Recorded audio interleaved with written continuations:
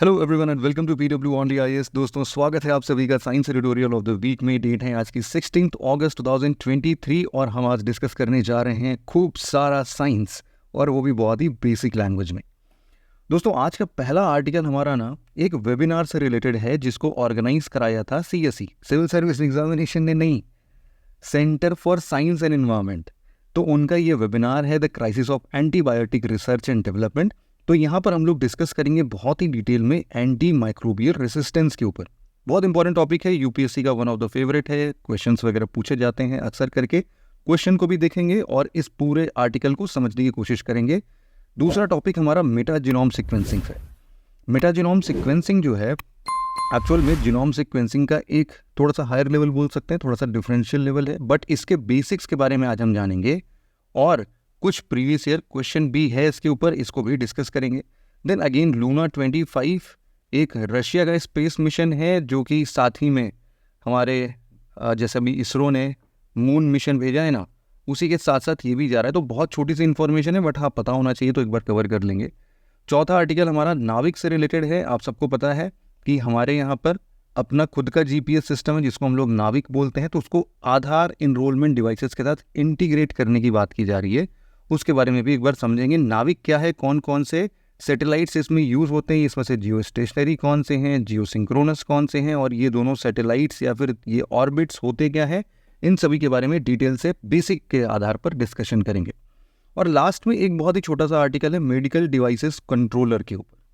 तो medical devices controller जो है वो अभी तक जैसे ड्रग्स होते हैं, तो मेडिकल ड्रग कंट्रोलर तो होते थे, है ना, आपने सुना भी होगा, बट अभी तक मेडिकल डिवाइस का ऐसा कोई कंट्रोल करने वाला पोस्ट नहीं है हमारे यहाँ पर। तो उसके बारे में एक बिल प्रेजेंट किया गया है जो कि एक 1940 का एक्ट है, उसको थोड़ा सा रिफॉर्म करने की बात कर रहा है। तो देखेंगे इनके बारे में भी कि ये कौन कौन से नए पोजीशंस को लेके आए हैं। सभी इंपॉर्टेंट आर्टिकल्स हैं, एक एक करके डिस्कशन स्टार्ट करते हैं। सबसे पहला आर्टिकल, ये डाउन टू अर्थ मैगजीन आता है ना, वहाँ पर ये आर्टिकल आया था science centre for science and environment. ये जो अभी रिसर्च हुआ है, सॉरी ये जो वेबिनार हुआ है, इसके ऊपर इंपॉर्टेंट आर्टिकल था, मुझे लगा एक बार डिस्कस करना चाहिए, तो एक बार डिस्कस करते हैं। तो हम इस वेबिनार के बारे में थोड़ी डिटेल डिस्कशन करें, उससे पहले कुछ बेसिक साइंस समझ लेते हैं। देखो, सबसे पहले आप लोग को क्या माइक्रो ऑर्गेनिज्म के बारे में पता है क्या? बिल्कुल पता ही होगा यार, है ना।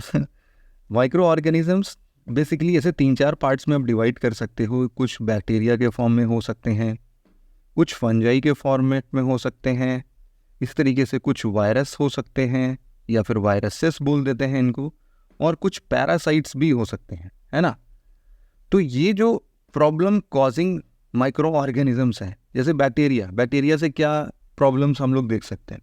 टीबी समझते हो आप लोग, या फिर कुछ यूरिनरी ट्रैक्ट में कुछ प्रॉब्लम इन्फेक्शंस आता है, तो वो सबके पीछे बैक्टीरिया का कॉज होता है। सिमिलरली फंजाई की बात करते हैं, तो फंजाई में आप लोग को पता होगा, एथलीट्स फूट का नाम सुना है आपने? बिल्कुल सुना होगा। एथलीट्स फूट है या फिर रिंग वॉर्म टाइप का कुछ प्रॉब्लम क्रिएशन में आता है, रैशेस वगैरह। वायरसेस, अभी हम सब ने इसको एक्सपीरियंस किया ही है, कोविड-19 बोल सकते हैं, HIV बोल सकते हैं, बहुत सारे ऐसे प्रॉब्लम्स हैं। पैरासाइट्स में हम लोग बोल सकते हैं जैसे मलेरिया वगैरह होते हैं। तो ऐसे बहुत सारे प्रॉब्लम्स हैं जो ये माइक्रो ऑर्गेनिजम्स हमें देते हैं। अब इनसे फाइट करने के लिए हमने बना दिया एंटी माइक्रोबियल्स। ये एंटी माइक्रोबियल्स क्या होते हैं? देखो, ये सिंपल कुछ एक फॉर्म ऑफ ड्रग्स हैं, ये मेडिसिन्स हैं जो कि हमें इन सभी प्रॉब्लम्स को ट्रीट करने के लिए एक रास्ता देते हैं। ये माइक्रो ऑर्गेनिजम्स मतलब देखो, किसी जगह से भी हम देख सकते हैं इसको, ना सिर्फ ह्यूमन के अंदर, प्लांट्स के अंदर भी देख सकते हैं, एनिमल्स के अंदर भी देख सकते हैं। तो इन सब जगहों पर ये एंटी माइक्रोबियल्स या फिर एंटी माइक्रोबियल रेसिस्टेंट वाले ड्रग का यूज़ होते हुए हम लोग देख सकते हैं। अब ये इतना बड़ा मुद्दा है क्या डिस्कशन करने का? बिल्कुल है, क्योंकि देखो 2019 के हिसाब से अगर हम लोग एक WHO की रिपोर्ट देखते हैं ना, तो इसमें जो टोटल डेथ होती है एक साल में अप्रॉक्सीमेटली 1.27 मिलियन डेथ, वो कहीं ना कहीं इन्हीं माइक्रो ऑर्गेनिजम्स के कारण में होती है। फिर तो ये बहुत सिंपल सा नहीं हो गया कि भाई ये तो बहुत अच्छी बात है कि हमारे पास माइक्रो ऑर्गेनिजम्स हैं, but we know how to deal with them. भाई एंटी माइक्रोबियल ड्रग्स बनाओ और काम तमाम कर दो इनका। लेकिन इतना आसान नहीं है ये। प्रॉब्लम कहाँ पर आता है उसको समझते हैं। देखो, हम सबको पता होगा कि ये जो भी बैक्टीरिया, वायरसेस, फंजाई, पैरासाइट्स हैं, ये किसी न किसी तरीके से म्यूटेट हो जाते हैं। म्यूटेट कर लेते हैं अपने जीन्स को, या फिर जब भी इन लोग को प्रोलॉन्ग्ड एक्सपोजर होते हैं ना ऐसे एंटी माइक्रोबियल या ये एंटीबायोटिक्स के, तो इन सभी जगहों पर ये इतने लॉन्ग एक्सपोजर के बाद अपने आप को ही डाल लेते हैं कि अच्छा तुम्हें मारना चाहते हो भैया, दोबारा खिला के दिखाओ ये दवाइयाँ। हम अपने आप में ऐसा म्यूटेट कर लेंगे कि ये दवाई का असर हमारे ऊपर होगा ही नहीं। तो प्रॉब्लम क्या होती है कि कुछ सालों बाद हम लोग बार बार जब इनका कंजम्पशन करते रहते हैं तो इसके अगेंस्ट एक रेसिस्टेंस डेवलप कर लेते हैं। ये जो रेसिस्टेंस डेवलप करते हैं उसी को हम लोग बोल रहे हैं एंटी माइक्रोबियल रेसिस्टेंस। ये वो कंडीशन है जब हमारे नॉर्मल एंटी माइक्रोबियल ड्रग्स जो होते हैं वो काम करना बंद कर देते हैं। तो ऐसे बहुत क्रिटिकल कंडीशंस पे आती है। टीवी वगैरह में प्रॉब्लम में आप लोगों ने देखा होगा कि हम लोग मल्टी लेवल पे ऐसे anti microbial resistance drug already बना चुके हैं। तो वो क्यों बना रहे हैं? क्योंकि प्रॉब्लम का क्योर जो हमने अभी इतने मेहनत से रिसर्च एंड डेवलपमेंट करके फाइंड आउट किया, वो सारे के सारे रिसर्च बिल्कुल ख़राब होते जा रहे हैं। आप देख सकते हो कि लगभग पिछले 10-15 सालों में ऐसे मोर देन 30-35 बड़े डिसीजेस थे, ऐसे प्रॉब्लम्स थे जिनका सोल्यूशन आज के डेट में ये एंटी माइक्रोबियल ड्रग्स जो हमने बनाए थे अब वो काम ही नहीं करता है, वो असरदार ही नहीं है। तो इसीलिए इस तरीके की एक मीटिंग बुलाई गई, the crisis of antibiotic research and development, जिसमें कि centre for science and environment ने ये बोला है कि हमें एंटी माइक्रोबियल रेसिस्टेंस वाले इशू के ऊपर डिस्कशन करना चाहिए भैया।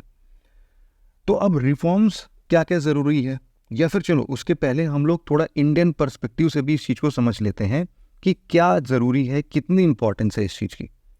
देखो मैं आपको ये बता देता हूँ कि पूरे विश्व में एंटीबायोटिक्स को कंज्यूम करने वाला सबसे बड़ा देश कौन सा है?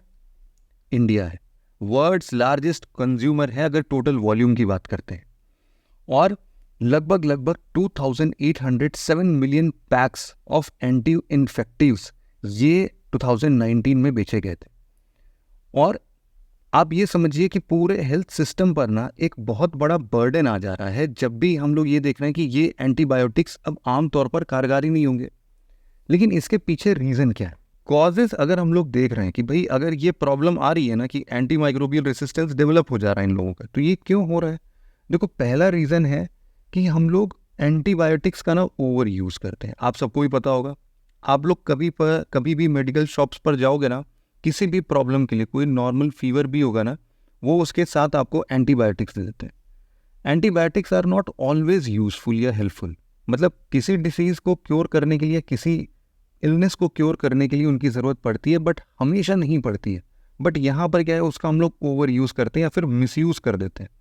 ये देखा गया है WHO के रिपोर्ट के अनुसार कि अप्रॉक्सीमेटली 62% टाइम जो हम लोग एंटी माइक्रोबियल्स का यूज़ करते हैं, एंटीबायोटिक्स का यूज़ करते हैं, वो सक्सेसफुल नहीं है। मतलब वो यूँ ही कर लेते हैं, वो मिसयूज़ एक तरीके से।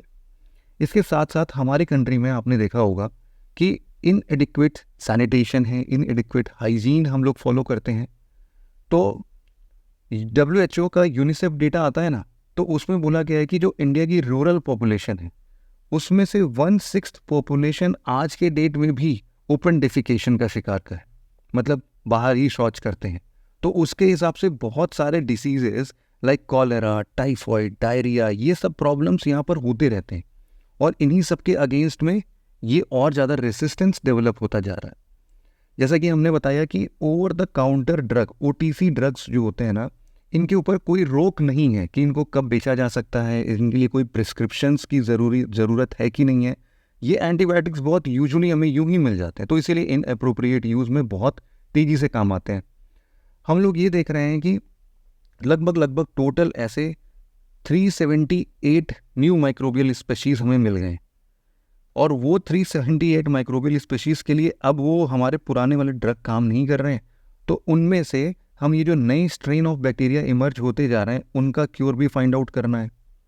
साथ ही केवल और केवल यहाँ पर हम लोग ह्यूमन स्पेसिफिक बात नहीं कर सकते। इन कॉजेज़ में आप ये सब भी लेके आओ कि देखो जो वर्डनरी एंटीबायोटिक्स होते हैं, मतलब कि जो जानवरों के ऊपर या पोल्ट्री में यूज़ होता हुआ एंटीबायोटिक्स है, वो भी मतलब इन्फेक्शंस को ट्रीट करने में काम नहीं कर रहा है।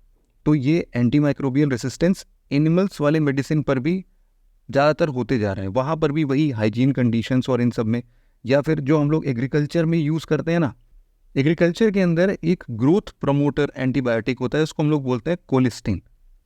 ये कोलेस्टिन का बहुत ओवर यूज़ होता है, और इस ओवर यूज़ से हम ये देखते हैं कि जो भी एग्रीकल्चरल यूज़ दे रहे हैं ना, तो सॉइल और वाटर में जो भी बैक्टीरियाज को ट्रीट करने के लिए यूज़ होता है, वहाँ से ये लोग एंटी माइक्रोबियल रेसिस्टेंस डेवलप कर लेते हैं। इसी तरीके से जो भी मेडिसिनल पर्पस में या फिर कहीं से भी जो वेस्ट वाटर, कंटैमिनेटेड वाटर जो निकलते हैं ना हॉस्पिटल से, फार्मास्यूटिकल्स कंपनी से, वहाँ पर भी बहुत हाई लेवल ऑफ एंटीबायोटिक्स और रेसिस्टेंट बैक्टीरिया को देखा जा सकता है। और साथ में इंडिया में कोई ऐसा इफ़ेक्टिव रेगुलेशन भी नहीं है। तो इफ़ेक्टिव रेगुलेशन या फिर सर्विलांस सिस्टम नहीं है जहाँ पर हम लोग इसको बहुत अच्छे से रेगुलेट कर सकें। तो इसके लिए भी ये सारे रीजंस हैं, कॉजेज़ हैं, जिसके थ्रू हम लोग एंटी माइक्रोबियल रेसिस्टेंस को दिन पर दिन बढ़ते हुए देख रहे हैं। But at the same time केवल प्रॉब्लम डिस्कस कर लेने से कुछ नहीं होगा। एक्चुअल में अभी तक एंटी माइक्रोबियल रेसिस्टेंस से फाइट करने के लिए क्या क्या स्टेप्स लिए गए हैं, एक बार उन पर भी जान लेना बहुत ज़रूरी है। तो क्या क्या स्टेप्स लिए गए हैं? देखो, सबसे पहले इंडिया का एक नेशनल एक्शन प्लान है एंटी माइक्रोबियल रेसिस्टेंस के लिए। ये नेशनल एक्शन प्लान वैसे तो 2017 से लेके 21 तक के लिए था, अभी इसको वापस से मॉडिफाई किया गया है, बट ये 6 क्रिटिकल इश्यूज़ को एड्रेस करता था। कौन कौन सा? वही सिंपल से हैं चीज़ें। सबसे पहले अवेयरनेस क्रिएट करो कि ऐसी चीज़ कुछ होती भी है। दूसरे नंबर पर आप नॉलेज और एविडेंस के साथ सर्वेलेंस को स्ट्रेंथन करो। ठीक है, क्यों? क्योंकि वही चीज़ है कि सर्वेलेंस है नहीं तो हम उस चीज़ को फाइट नहीं कर पाएंगे या फाइंड ही नहीं कर पाएंगे। इसके बाद हम लोग बोल सकते हैं कि हम जितने भी ऐसे इंसिडेंट्स हो रहे हैं, अगर हम लोगों ने सर्वेलेंस स्टार्ट कर दिया, उसका एक प्रॉपर प्रिवेंशन और कंट्रोल हम लोग देख रहे हैं, तो ऐसे इन्फेक्शंस को हम लोग रिडक्शन की तरफ ले जाएं या फिर रिड्यूसिंग द इंसिडेंट्स, मतलब कि जैसे भी इतने इंसिडेंट्स हो रहे हैं इनको कम कर दें कम से कम हम लोग। चौथे नंबर पर आप बोल सकते हो कि हम लोग एक्चुअल में जो भी एंटी माइक्रोबियल्स का यूज़ कर रहे हैं ना, उसको थोड़ा सा ऑप्टिमाइज़ करें, या फिर सीधे ऐसे लिख देते हैं ऑप्टिमाइजिंग द यूज़। मतलब हमने देखा ना कि 62% या फिर ऐसे केसेस में एक्स्ट्रा मिसयूज़ कर रहे हैं, तो उसको थोड़ा सा अवेयरनेस के साथ साथ इसको ऑप्टिमाइज़ भी करो। साथ ही साथ हम लोग कुछ रिसर्च एंड डेवलपमेंट में थोड़ा सा इनोवेशन के तरफ हम लोग क्या करें, इन्वेस्टमेंट्स करें। नहीं करेंगे तो फिर हम लोग नए एंटी माइक्रोबियल रेसिस्टेंस के अगेंस्ट फाइट कैसे करेंगे। और छठवें नंबर पर कि हम लोग को AMR के लिए इंडिया को एक लीडरशिप रोल प्रोवाइड करनी है, या फिर उसको लीडरशिप रोल को स्ट्रेंथन करना है उसके लिए भी। तो ये 6 कुछ मेजर पॉइंट्स थे। इसके अलावा इन सभी चीज़ों को ध्यान में रखते हुए कुछ बहुत अच्छे स्टेट्स जैसे कि केरला, मध्य प्रदेश या फिर दिल्ली जैसे लोगों ने अपनी स्टेट गाइडलाइंस में भी इन सभी चीज़ों को इंक्लूड करना स्टार्ट किया। इसके साथ साथ अगर हम लोग देखते हैं कि वे फॉरवर्ड एक्चुअल में क्या हो सकता है और क्या क्या चीज़ें की जानी चाहिए, देखो सबसे पहले नंबर पर हम लोग को एक ना वन हेल्थ अप्रोच अपनाना चाहिए। वन हेल्थ अप्रोच क्यों? क्योंकि देखो ये सेंटर कुछ भी बना दे रही है, स्टेट में कुछ जगह पर अप्लाई हो रहा है, नहीं हो रहा है। अगर ये एक वन हेल्थ अप्रोच रहा ना, तो डेफिनेटली इसको हम लोग एकजुट होकर फाइट कर सकेंगे। और सबसे बड़ी बात क्या है, देखो कोई एक प्राइवेट कंपनी है या फिर कोई एक पर्टिकुलर स्टेट है जो कि अपने अपने लेवल पर रिसर्च एंड डेवलपमेंट कंडक्ट कर रहा है, उसका यूज़ वो सिर्फ अपने लिए कर रहा है। अगर वन हेल्थ अप्रोच होगा तो रिसर्च एंड डेवलपमेंट का प्राइसेस भी तो कम आएगा ना। एक बार ही रिसर्च करेंगे, उसको ग्लोबली यूज़ कर सकते हैं या फिर नेशनली यूज़ कर सकते हैं। तो मल्टीपल सेक्टर्स या स्टेक होल्डर्स जो भी इन्वॉल्व हैं उनको एक साथ एक प्लेटफॉर्म पर लेके आना चाहिए, जिससे कि हम लोग ये रिसर्च को और बेहतर कर सकें और लोगों की हेल्प के थ्रू। और वन हेल्थ अप्रोच में हम लोग काफ़ी ज़्यादा रिसर्च एंड डेवलपमेंट को कम करते हुए भी इफेक्टिविटी की तरफ आगे बढ़ सकते हैं। साथ में कुछ 3C अप्रोच की बात हो रही है। 3C अप्रोच क्या बोलता है? सबसे पहला कोऑर्डिनेशन, फिर बोलता है कोलैबोरेशन और कम्युनिकेशन। देखो ये जो 3 चीज़ें हैं ना, इससे वही है कि एफर्ट्स डुप्लीकेट नहीं होंगे, रिसोर्सेस एफिशिएंटली यूज़ होंगे। तीसरे नंबर पर हम लोग बोल सकते हैं कि हम लोग को वॉश इम्प्रूव करना चाहिए। वॉश क्या है? वही वाटर सैनिटेशन एंड हाइजीन। तो ये जो वॉश सर्विस है ना, अगर इसको हम लोग थोड़ा मेट्रोपॉलिटन एरियाज़ में या फिर कहीं पर भी जहाँ पर ऐसे इन्फेक्शियस डिसीज़ ज़्यादातर करके फैलते हैं, फीसल रूट के थ्रू फैल रहे हैं या फिर जैसे भी ट्रांसमिट हो रहे हैं, उनको रोकने के लिए भी हमें अपना वाटर सैनिटेशन और हाइजीन वाले अवेयरनेस को थोड़ा सा इंक्रीज़ करने की और ज़रूरत है। ठीक है, तो ये मोटा मोटा टॉपिक था जिसके अंदर हम लोग ये डिस्कशन कर रहे थे कि एंटी माइक्रोबियल रेसिस्टेंस एक्चुअल में कितना इंपॉर्टेंट है, हम सबको इस पर डेफिनेटली ध्यान देना चाहिए और इसके लिए फर्दर वे फॉरवर्ड्स क्या हो सकते हैं। नेक्स्ट आर्टिकल हमारा मेटाजीनोम सीक्वेंसिंग से रिलेटेड है। ये अभी हाल फिलहाल में द हिंदू का एक संडे एडिटोरियल आता है ना, उसमें ये टॉपिक था। हालांकि देखो ये जो टॉपिक है ना, ये बेसिकली जो कॉन्टेक्स्ट है वो कॉन्टेक्स्ट इतना इंपॉर्टेंट नहीं है, क्योंकि एक नाइजीरियन सेंटर है डिसीज कंट्रोल के लिए, उन्होंने कुछ मेटाजेनोमिक सीक्वेंसिंग स्टार्ट किया है और 3 कोहर्ट्स ऑफ पेशेंट, मतलब 3 डिफरेंट टाइप्स ऑफ पेशेंट्स के ऊपर कुछ सर्विलांस डिटेक्शन करके मेटाजेनोमिक सीक्वेंसिंग कर रहे हैं। लेकिन अब ये सब आपके लिए तब तक नहीं समझ में आएगा जब तक हम इसके बेसिक्स को पढ़ ना लें या फिर इसके पीछे के साइंस को हम समझ ना लें। देखो सबसे पहले हम लोग एक जीन का स्ट्रक्चर पढ़ते हैं, ठीक है। सिंपली किसी भी सेल के न्यूक्लियस के अंदर में हम लोग को ह्यूमन के अंदर में टोटल कितने पेयर्स ऑफ क्रोमोसोम्स दिखते हैं? 23 पेयर्स ऑफ क्रोमोसोम्स, है ना। इन सभी पेयर्स ऑफ क्रोमोसोम में अगर हम एक क्रोमोसोम को थोड़ा सा और हम लोग एक्सपैंड करते हैं या फिर और माइन्यूट लेवल पर, माइक्रो लेवल पर उसको देखने की कोशिश करते हैं, तो हम लोग देखते हैं कि इनमें एक स्ट्रैंड है, उस स्ट्रैंड में कुछ हिस्टोन के ऊपर ना डीएनए इनसर्कल करते हुए स्ट्रक्चर में। हिस्टोन क्या है? एक फॉर्म ऑफ प्रोटीन है। इस प्रोटीन के चारों तरफ ना कुछ डीएनए के स्ट्रैंड्स हैं जो कि इसको इनसर्कल कर रहे हैं। थोड़ा और जूम करके देखा गया ना तो ये डीएनए जो मिल रहे थे ये कुछ डबल हेलिकल शेप में मिल रहे थे। मतलब कि सिंपल सा है, डबल हेलिकल शेप को क्या होता है, मतलब कि एक लैडर ले लो और इसको ट्विस्ट कर दो, तो ट्विस्ट करने के बाद जो शेप मिलता है वो कुछ ये डबल हेलिकल स्ट्रक्चर में ही मिलता है हमें। अब इसको फर्दर जूम किया गया तो हम लोग को समझ में आया कि अच्छा यहाँ पर ना कुछ इन सभी ये जो लैडर है ना, ये लैडर बन कैसे रहा है? ये एक्चुअल में ये 2 पॉइंट्स पर ये कुछ एटम्स हैं स्पेसिफिक, जिनको हम लोग न्यूक्लियोटाइड बेस पेयर्स बोल रहे हैं। ये आपस में ना ऐसे कुछ ज्वाइन करके एक पेयर बनाते हैं। ये पेयर हमेशा ए, टी, सी और जी के फॉर्मेट में हो सकते हैं। ये क्या है? ये जो बेस पेयर्स है ना, इनका नाम है ये, जैसे कि एडेनिन, थायमिन, साइटोसिन और ग्वानिन। ये भी देखा गया कि हर बार जो ग्वानिन है वो हमेशा साइटोसिन के साथ पेयर करेगा और जो एडेनिन है वो थायमिन के साथ पेयर करेगा। तो ये जो पेयरिंग है, इससे क्या समझ रहे हैं हम लोग, क्यों इसको पढ़ रहे हैं? देखो जब हम लोग इसके स्ट्रक्चर को पढ़ने लगे ना तो हम लोग को कुछ एक सीक्वेंस मिलना स्टार्ट हुआ कि कुछ हम लोग ऐसे ऐसे सीक्वेंस पढ़ते गए कि भाई पहले ए और टी जुड़ा, फिर सी और जी जुड़ा, फिर सी से जी जुड़ा, फिर सी से जी जुड़ा, फिर ए और टी जुड़ा।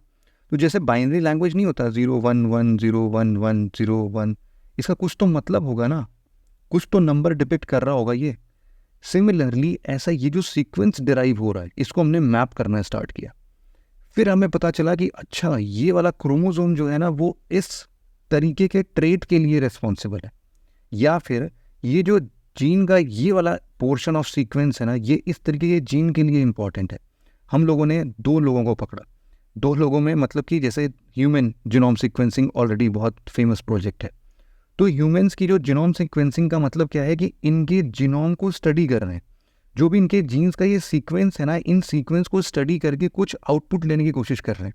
जैसे कि 2 ह्यूमन हैं ए और बी, ए की आइज, ब्लू आइज हिप्नोटाइज थेरी करती है मैनू, नहीं वो वाला नहीं, बस इसको समझते हैं ब्लू आइज है इसकी, ब्लू आइज, और इनकी जो है ब्लैक आइज है। तो आखिरकार ये ब्लू आइज और ब्लैक आइज में ये जीन लेवल पर क्या डिफरेंस आया जिससे कि ये बेसिक ट्रेट इनके अंदर मिल रहे हैं? किसी का ईयर लोब जो होता है वो ऐसा होता है और किसी का ईयर लोब ऐसा भी हो सकता है। तो ये जो लोब है वो लोब अगर नहीं मिल रहा है कान में तो उसके पीछे कौन से ऐसे सीक्वेंस में हम लोग जीन के डिफरेंसेस देख सकते हैं। तो इससे क्या पता चला ना कि हम लोग पूरे ट्रेट्स को आइडेंटिफाई कर सकते हैं। बाल किसी के काले हैं, किसी के भूरे हैं, क्यों हैं भाई? किसी की हाइट छोटी है, किसी की हाइट बहुत बड़ी है, उसके पीछे क्या रिस्पॉन्सिबल है? इन सब चीज़ों के पीछे जो स्टडी हमें मिल रही थी वो इसके सीक्वेंस से धीरे धीरे पता चलने लगी। तो मैंने लगा यार ये तो बहुत ही सही चीज़ है।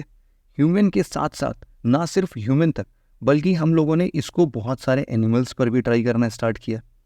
फिर एनिमल्स के साथ साथ जो हम लोग अभी पिछले आर्टिकल में एंटी माइक्रोबियल्स के बारे में या माइक्रो ऑर्गेनिजम्स के बारे में पढ़ रहे थे, उन पर भी करना स्टार्ट किया। और आपको ये बात जानना चाहिए कि जैसे कोविड है, कोविड के टाइम पर जो ये सार्स वायरस था हमारा, इसको भी कहीं ना कहीं हम लोग जो अपने नॉर्मल लेबोरेटरी या फिर माइक्रोबायोलॉजी के स्ट्रक्चर में पढ़ने की कोशिश कर रहे थे, हम लोगों ने देखा कि यार अगर इसको एक बार जीनोम सीक्वेंसिंग के मेथड से देख लेना तो हम लोग को बहुत इजीली पता चल जाएगा कि ये एक्चुअल में ह्यूमन को अफेक्ट कैसे कर रहा है, और उसके अगेंस्ट हम लोग कुछ एंटी माइक्रोबियल्स डेवलप कर लेंगे। मतलब क्या है कि मेटा जीनोम सीक्वेंसिंग जो है ना, मेटा जीनोम नहीं, अभी सिर्फ हम लोग जीनोम सीक्वेंसिंग की बात करें, मेटा वर्ड को हटा देते हैं अभी के लिए। मेटा वर्ड जब आएगा तो उसके बारे में भी हम आपको एक्सप्लेन करते हैं। तो देखो सिंपली क्या है कि जीनोम सीक्वेंसिंग तो आपको समझ में आ गई ना। अब धीरे से बढ़ते हैं मेटा जीनोम की तरफ। लेकिन उससे पहले आप ये समझो कि जो ये माइक्रो ऑर्गेनिजम्स हैं जिनके बारे में अभी हम लोग हमेशा से बात करे रहेंगे और हमारे साइंस एंड टेक का ये बहुत प्रोमिनेंट पोर्शन रहेगा, ये माइक्रो ऑर्गेनिज्म ना हर जगह प्रेजेंट है, हर जगह प्रेजेंट है। ये किसी भी नेचुरल इन्वायरमेंट में, जैसे कि जिससे हम लोग बहुत फेमिलियर हैं, जैसे कि मान लो हम लोग अपने घर के पीछे सॉइल या फिर कहीं पर भी सॉइल देख रहे हैं ना, तो सॉइल के अंदर भी खूब सारे ऐसे माइक्रो ऑर्गेनिजम्स प्रेजेंट होंगे। ना सिर्फ सॉइल बल्कि सॉइल में पैदा होने वाले प्लांट्स के रूट्स के अंदर, लीव्स के ऊपर, या फिर ह्यूमन की बात करें तो ह्यूमन बॉडी के अंदर, या फिर देखो ऐसे जो भी हमारा वॉशरूम जाते हैं, वॉशरूम में जो पाइप हमारे सिंक के नीचे होता है उसमें भी, ऐसे बहुत सारे इन्वायरमेंट हो सकते हैं इन माइक्रो ऑर्गेनिजम्स को पनपने के लिए। कुछ एक्सट्रीम कंडीशंस वाले इन्वायरमेंट भी हो सकते हैं। ये एक्सट्रीम कंडीशंस वाले इन्वायरमेंट क्या होंगे, जैसे कि समुद्र का सबसे नीचे वाला तल, मतलब कि बॉटम ऑफ द सी, ये साथ ही साथ आर्कटिक आइस के अंदर भी कुछ ना कुछ तो ये कहीं ना कहीं से तो माइक्रो ऑर्गेनिजम्स प्रेजेंट ही होंगे। या फिर हम लोग डिजर्ट एरिया की बात करते हैं तो जो सॉल्टी डिजर्ट होता है वहाँ पर भी बहुत गर्मी है ही, और साथ ही साथ ये सॉल्टी डिजर्ट है, ये भी एक एक्सट्रीम कंडीशन है जहाँ पर ये माइक्रो ऑर्गेनिजम्स बनते हैं। इसके अलावा ह्यूमन माइक्रोबायोम में भी आप देख सकते हो, ह्यूमंस के अंदर में आप हमारे स्किन के ऊपर देख सकते हो, आप इंटेस्टाइन्स के अंदर में देख सकते हो, मतलब ऐसे बहुत टाइप्स के माइक्रो ऑर्गेनिजम्स हो सकते हैं। ठीक है, तो ये जो माइक्रो ऑर्गेनिजम्स हैं ये सभी इन्वायरमेंट में को एग्जिस्ट कर रहे हैं। मतलब सॉइल में अगर हम लोग बात करेंगे तो there can be plenty of types, जहां पर खूब सारे टाइप्स के माइक्रो ऑर्गेनिजम्स हमें मिलेंगे। तो जब हम इनकी जीनोम पढ़ते हैं, एक इंडिविजुअल को उठाते हैं, मान लीजिए इन सॉइल में कुल मिला जुला के ऐसे मोर देन 30+ टाइप्स ऑफ, वैसे तो देखो बहुत ज़्यादा होते होंगे, but 30+ types of micro organisms हमने फाइंड किए। ठीक है, अब एक एक करके हम इन जीनोम्स के बारे में पढ़ रहे थे अभी तक। लेकिन मेटा जीनोम क्या बोलता है कि देखो, मेटा जीनोम बोलेगा कि भाई देखो, सबको इंडिविजुअली पढ़ोगे ना तो डेफिनेटली कुछ ना कुछ रिजल्ट तो आएगा ही, कोई दिक्कत नहीं है। लेकिन अगर हम लोग ना इसको पूरा एक साथ पढ़ें, एज एन इन्वायरमेंट पढ़ें, जिसमें सारे ऑर्गेनिजम्स को हम एक साथ लेके आ जाएं, सभी इंडिविजुअल ऑर्गेनिजम्स के बारे में हम लोग पढ़े एक साथ एक इन्वायरमेंट में, तो हम लोग क्या समझ पाएंगे कि इनकी इंटरडिपेंडेंसी कितनी इंपॉर्टेंट है। मतलब कि एक साथ अगर हम सबको पढ़ते हैं तो हम ये समझ पाएंगे, हम एक प्रॉपर ना मेटाजीनोमिक सीक्वेंसिंग में इनका डीएनए ट्री बना पाएंगे कि भाई देखो, मेजर करके ये 2 ही टाइप्स के थे, इनके थ्रू ये 2 और टाइप्स के माइक्रो ऑर्गेनिजम्स निकले, फिर यहाँ से भी हम लोग 3 टाइप्स के माइक्रो ऑर्गेनिज्म देख सकते हैं। तो ये जो ट्री बनते जाएगा ना, ये हमें बहुत सारे स्टडीज़ में हेल्प करेगा कि ये माइक्रोबियल पोटेंशियल कितनी बढ़िया है, माइक्रोबियल फंक्शन कैसे करते हैं, इनकी फंक्शनल डाइवर्सिटी कितनी अच्छी है। तो हम लोग जो हमारे बहुत फंडामेंटल क्वेश्चंस होते हैं ना माइक्रोबियल डाइवर्सिटी का, इनके इवोल्यूशन का, इनके वर्किंग पैटर्न का, इन सब के बारे में हम और डिटेल इन्फॉर्मेशन ले पाएंगे। तो अभी समझ में आ गया ना कि मेटा जीनोम सीक्वेंसिंग क्या होता है। हम लोग बहुत सारे ऑर्गेनिजम्स को एक पर्टिकुलर इन्वायरमेंट में साथ में उनकी जीनोम सीक्वेंसिंग करते हैं, जिससे कि हमें फुल पिक्चर मिल सके इस पूरे कल्चर का। क्यों ऐसा क्यों बोल रहे हैं? देखो, क्योंकि यूजुअली क्या होता है, अगर हम एक इंडिविजुअल माइक्रो ऑर्गेनिजम्स को अपने किसी भी लैबोरेटरी कल्चर में, कोई बीकर ले लिया, उसमें हमने कुछ करके इंडिविजुअली ग्रो किया ना, तो बड़ी पिक्चर नहीं मिलती कि इनका पूरा स्पेक्ट्रम क्या है, कैसे ये लोग फंक्शन करते हैं। तो इसीलिए Meta genome sequencing next level पर हमें बहुत ज़्यादा हेल्प कर सकता है। तो अब हमने चूंकि इसका साइंस पूरा समझ लिया है, आर्टिकल हमारा उतना इंपॉर्टेंट बनता नहीं है क्योंकि ये नाइजीरियन सेंटर का कुछ वो है, सीक्वेंसिंग वगैरह कर रहे हैं, तो इसमें कुछ बहुत अच्छा ऐसा कुछ रिजल्ट नहीं आया था। क्वेश्चन देखते हैं फटाफट से, और इसका आंसर आप लोग को फटाफट से बताना है कमेंट में। 2017 का ये क्वेश्चन है जीनोम सीक्वेंसिंग से रिलेटेड कि एग्रीकल्चर, अगर हम लोग एग्रीकल्चर को रेफरेंस पर लें तो जीनोम सीक्वेंसिंग अभी जो न्यूज़ में रहता है उसको इमीडिएट फ्यूचर में हम लोग कैसे यूज़ कर सकते हैं। पहला है कि उसको हम लोग जेनेटिक मार्कर जैसे बता सकते हैं, मतलब कि जेनेटिक मार्कर को आइडेंटिफाई करने के लिए कि एक्चुअल में ड्रॉट टॉलरेंस है अगर वेरियस क्रॉप्स का, तो उसको जीनोम सीक्वेंस करके फाइंड आउट कर सकते हैं। तो डेफिनेटली फाइंड आउट कर ही सकते हैं, है ना। ये हमारा टाइम बचाएगा, new varieties of crop plants उसके फाइट करने के लिए टेक्निक्स वगैरह डेवलप करने डेफिनेटली बचाएगा, क्योंकि जीनोम सीक्वेंसिंग हमारे प्रीवियस माइक्रोबायोलॉजी वाले टर्म को बहुत ईजी बना देता है। जल्दी से हम लोग पूरी सीक्वेंसिंग करते हैं और फटाफट से उसका सोल्यूशन फाइंड आउट कर लेते हैं। फिर तीसरा स्टेटमेंट बोलता है कि ये होस्ट पैथोजन रिलेशनशिप को भी क्रॉप्स में डिसिफर कर सकता है। तो अभी भी हमने पढ़ा कि ह्यूमन और कोविड वायरस जब हम लोग पढ़ रहे थे, तो इन दोनों को जब हमने रिलेट करके सीक्वेंस किया ना, तो हमें एग्जैक्टली पता चला कि अच्छा ये ह्यूमन को अफेक्ट कैसे कर रहा था। तो वही चीज़ है, होस्ट और पैथोजन, इनसे रिलेशन में भी डेफिनेटली पढ़ तो हम सकेंगे ही। तो इसीलिए हमने वैक्सीन वगैरह डेवलप किया। तो फिर स्टेटमेंट क्या होना चाहिए आपके हिसाब से? सभी सही है? बिल्कुल, D is the correct answer, सब कुछ सही है। हमारा अगला आर्टिकल लूना 25 से रिलेटेड है। बहुत छोटा सा आर्टिकल है, बस इतना समझ लीजिए कि रशिया का एक स्पेस एजेंसी जो रोस्कॉस्मोस है ना, उसने लूना 25 अपने, इसको आप लोग पढ़ लेना, इस स्पेस बोर्ड से लॉन्च कर दिया है। इंपॉर्टेंट इसलिए है क्योंकि चंद्रयान 3 अभी हमने लॉन्च किया है, उसी सेम डे मून पर अगस्त 23 को ये लूना 25 भी लैंड करेगा। तो इतना कुछ इशू नहीं है, इतना बड़ा मून है, दो आराम से लैंडर्स वहाँ पर अपना अपना रिसर्च कंडक्ट कर सकते हैं। और सभी इंडिया के पार्टिसिपेशन और रशिया का ये जो स्पेस एजेंसी है, दोनों लोगों ने इसमें सहमति जताई, कोई बात नहीं है, कोऑपरेट करके ही पार्टिसिपेट करेंगे, कोई इशू नहीं है। बस इतना ही इन्फॉर्मेशन आपको जानना ज़रूरी है। अगला आर्टिकल हमारा नाविक इंटीग्रेशन इनटू आधार एनरोलमेंट डिवाइसेस से रिलेटेड है। द हिंदू के न्यूज़पेपर में ये जब आर्टिकल आया था तो ये बहुत छोटा सा आर्टिकल था, लेकिन जब मैंने वेबसाइट पर देखा तो ये ठीक ठाक आर्टिकल मुझे लगा, और मुझे लगा कि डिस्कस करना बहुत ज़रूरी है। तो इसको देख लेते हैं।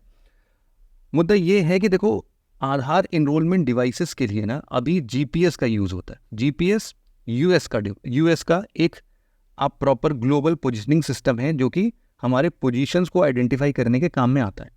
लेकिन ये गवर्नमेंट ये बोल रही है कि अब हम यूजुअली क्या करें ना, नाविक को यूज़ करना स्टार्ट करें। और इसीलिए जितने भी सेल फोन मेकर्स हैं इंडिया में, उनको ये थोड़ा सा पुश कर रही है कि आप ना अब अपने फ़ोन में थोड़ा सा नाविक इनबिल्ट या फिर नाविक कंपैटिबिलिटी थोड़ा इन्हांस करो, लोगों को समझ में आए कि ये नाविक सिस्टम कैसे वर्क करता है, जीपीएस से एक्यूरेट है। तो इसरो ने जब ये रीजनल नेविगेशन सैटेलाइट सिस्टम नाविक जब इसको इंट्रोड्यूस किया था, तो ये बेसिकली दो पर्पस में काम आ रहा था। पहला पर्पस था इसका कि हम लोग इसको बेसिकली कुछ सिविलियन पर्पस से यूज़ करेंगे, एसपीएस बोल रहे स्टैंडर्ड पोजीशन सर्विस को, और दूसरा हम लोग इसको मिलिट्री पर्पस से यूज़ करेंगे, जिसको हम लोग रिस्ट्रिक्टेड सर्विस भी बोल सकते हैं, स्ट्रैटेजिक यूजर्स के लिए, या फिर मिलिट्री पर्पस, या फिर जो भी सर्विलांस वगैरह हम लोग करना होगा उसके पर्पस से हम लोग यूज़ करेंगे। तो ये जो दो सिस्टम था, इसको पहले हम लोग ना एक्चुअल में IRNSS मतलब कि Indian regional navigation satellites system बोलते थे। तो इसमें क्या है, टोटल ऑफ 7 सैटेलाइट्स हैं। ये 7 सैटेलाइट्स में से आप देख सकते हो कि जो 3 सैटेलाइट्स ब्लैक कलर की दिख रही है ना, ये आपकी जियो स्टेशनरी सैटेलाइट है, और जो ये 4 सैटेलाइट्स है ये आपकी जियो सिंक्रोनस सैटेलाइट्स हैं। और इनका जो टोटल आप कवरेज देखोगे ना, ये बेसिकली ऐसा होगा कि इंडिया का 1500 किलोमीटर्स अंदर तक अगर इसके बाहर भी चले जाओगे तो भी ये उतना एरिया पूरा कवर करेगा, है ना। तो एक बार हम समझते हैं सबसे पहले कि ये एक्चुअल में हमारा ये जो जियो स्टेशनरी सैटेलाइट है, जियो सिंक्रोनस सैटेलाइट है, ये बेसिकली क्या होता है। यहाँ पर यूजुअली हम लोग थोड़ा समझते हैं इस वीडियो के माध्यम से कि देखो 23 आवर 56 मिनट 4 सेकेंड, ये बेसिकली हमारे रोटेशन पीरियड को दर्शाता है, अप्रॉक्सीमेटली 24 घंटे हम लोग बोल सकते हैं। इसके अंदर हम लोग जब लो अर्थ ऑर्बिट देखते हैं, लो अर्थ ऑर्बिट में सैटेलाइट जो भी आता है वो बहुत तेज़ी से घूमता है। इसका मतलब क्या है कि एक दिन में 15 चक्कर भी लगा सकता है पूरे अर्थ का। एक होता है हमारा ये वाला सैटेलाइट जो बहुत आराम से, ये हाई अर्थ ऑर्बिट है। और ये जो ब्लू कलर में आप लोग देख रहे हो, इसको हम लोग बोलते हैं जियो स्टेशनरी। इसकी जो डिस्टेंस होती है वो अप्रोक्सीमेटली 35,786 किलोमीटर्स होती है।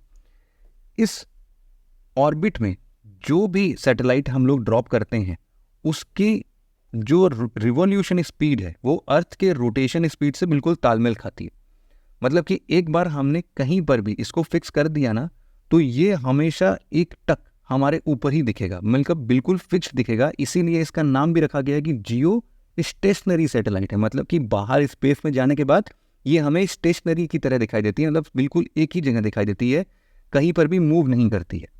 ठीक है, तो इसीलिए इस जियो स्टेशनरी सैटेलाइट को तो हम लोग इस वे में समझ सकते हैं कि ये इक्वेटर के बिल्कुल पैरेलल रन करती है, और इसीलिए हम लोग इसको एक ही जगह पर देख सकते हैं। मतलब अर्थ से देखने पर क्या समझ में आएगा, ये बिल्कुल ही स्टेशनरी है, कुछ भी मूव नहीं कर रहा है। लेकिन अगेन अगर हम लोग इसको थोड़ा सा इस वे में समझे कि जियो सिंक्रोनस ऑर्बिट क्या होता है, जियो स्टेशनरी जैसा ही है, लेकिन बस थोड़ा सा टिल्टेड है। तो इसके वजह से क्या होता है कि हम अर्थ पर जब देखते हैं तो हमें ये नॉर्थ साउथ डायरेक्शन में मूव करता हुआ दिखाई देता है, ये है ना। तो ये है जियो सिंक्रोनस ऑर्बिट, और इस ऑर्बिट में चलने वाला जो भी सैटेलाइट होगा वो होगा जियो सिंक्रोनस सैटेलाइट। तो आप समझ रहे हो ना कि ये जो दो टाइप्स के सैटेलाइट हमने देखे वो एक्चुअल में वो दोनों रहते वैसे ही हैं। मतलब कि एक जियो सिंक्रोनस जो ग्रीन कलर में आप देख रहे हो, ये हमारे इक्वेटर से तालमेल नहीं खाता है, उसके पैरेलल रन नहीं करता है। और जियो स्टेशनरी सैटेलाइट जो है वो बिल्कुल इक्वेटर के ऊपर जैसा ही चलता है। अगर यही चीज़ हम लोग इसको अगर अर्थ के बेसिस पर समझे ना, तो ये हमारे इंडिया पर जो हमारा सिंक्रोनस सैटेलाइट होगा ना, वो बेसिकली थोड़ा सा ऐसा हमें एक इन्फिनिटी का शेप देगा, मतलब ऐसा कवरेज देगा हमें। और मतलब ये थोड़ा और बड़ा हो जाएगा ऑब्वियसली, ऐसा भी शेप देगा, पूरा नॉर्थ साउथ पूरा फैला रहेगा। तो हमारा जो ओवरऑल कवरेज है ना इन जियो सिंक्रोनस सैटेलाइट्स के थ्रू काफ़ी बड़ा हो जाता है। और जियो स्टेशनरी सैटेलाइट तो हमारे कम्युनिकेशन वगैरह में बहुत हेल्प करता है।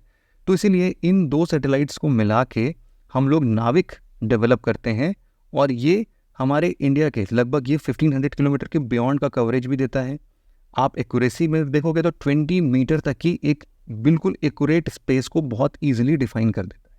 ठीक है, तो यही था नाविक के बारे में। फटाफट से प्रीवियस ईयर क्वेश्चन देखते हैं। एक IRNSS पर क्वेश्चन आता है कि ये सैटेलाइट जियो स्टेशनरी सैटेलाइट, मतलब इसमें 3 जियो स्टेशनरी सैटेलाइट हैं और 4 सैटेलाइट जियो सिंक्रोनस ऑर्बिट में। ये 5500 स्क्वायर किलोमीटर बियॉन्ड अपने बॉर्डर से कवर कर सकता है। और तीसरा क्या है कि इंडिया के पास अपना खुद का जो सैटेलाइट नेविगेशन सिस्टम है, ये पूरा ग्लोबल कवरेज कर लेगा मिडिल ऑफ 2019 में। तो इसके आंसर आपको कमेंट सेक्शन में बताने हैं, बहुत ईजी है वैसे तो, है ना। फिर हमारा अगला आर्टिकल है proposal for medical devices controller. Similarly इसमें हमने देखा था कि एक पोस्ट नहीं बनाई जा रही है, एक सेपरेट पोस्ट बनाई जा रही है। क्यों बनाई जा रही है? देखो, अगर हम लोग ड्रग्स एंड कॉस्मेटिक एक्ट 1940 के बारे में बात करें, तो ये जो ड्रग एंड कॉस्मेटिक एक्ट है ना, ये सिर्फ और सिर्फ ड्रग्स को कंट्रोल करने के बारे में ही बात करता है। लेकिन ग्रेजुअली क्या हुआ कि जब हम लोग बहुत सारे ऐसे मेडिकल डिवाइसेस लेने लगे, ये सब देख रहे हो ना, ऑक्सीमीटर है, ब्लड प्रेशर मेजर करते हैं, टेम्परेचर मेजर करने वाला ये डिवाइस है, इन सब के कंट्रोलिंग के लिए ना सेम ही ड्रग कंट्रोलर को ही बोल दिया गया कि आप ही देखिए इन सब के लिए। ये मेडिकल डिवाइसेस को कंट्रोल करने के लिए कुछ अलग से बताया ही नहीं गया। हम लोग आज के डेट में इन मेडिकल डिवाइसेस को भी ड्रग्स कंसीडर कर रहे हैं। बताइए कितनी गलत चीज़ है ना। इनका कोई भी ऐसा प्रॉपर कंट्रोलिंग अथॉरिटी ही नहीं है। तो इसीलिए बस मेडिकल डिवाइसेस को इंडिपेंडेंटली मॉनिटर करने के लिए, इनकी यूजेस को सही तरीके से यूज़ हो रहा है कि नहीं, इसके लिए एक नया स्ट्रक्चर पेश किया गया है, drugs, medical devices and cosmetic bill 2023 में।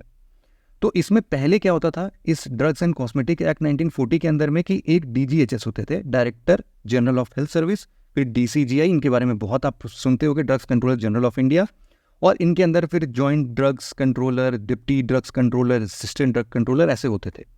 ये ही लोग ड्रग्स भी देखते थे, मेडिकल डिवाइसेस भी देखते थे। अब ये बोला गया कि चलो एक तो डायरेक्टर बना दो, आप director general of health services कर दो इसको।